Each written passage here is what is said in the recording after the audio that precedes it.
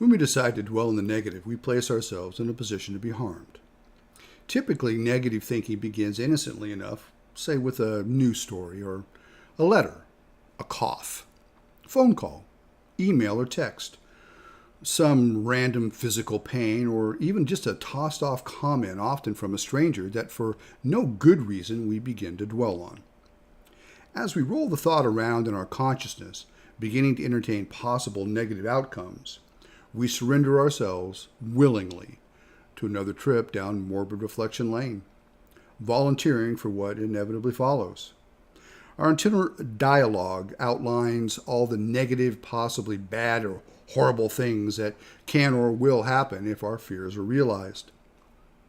As we continue down the path, spiraling deeper into despair, planting ourselves deep into the fertile ground of depression and self-based fear, we often find ourselves even physically ill. Additionally, remember the old adage, misery loves company? Now we can sink even deeper by eliciting comments and support from those of a like mind, fellow willing travelers who always answer the bell when morbid reflection calls. Now, the path leading away from this thinking is well lit, but requires conscious and consistent effort on our part.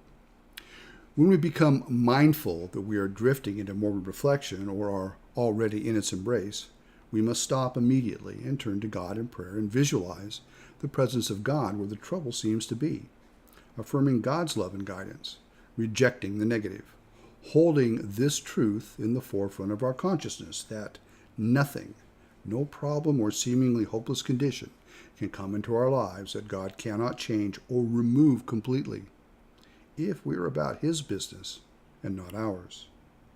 I can't, He can, so we let Him.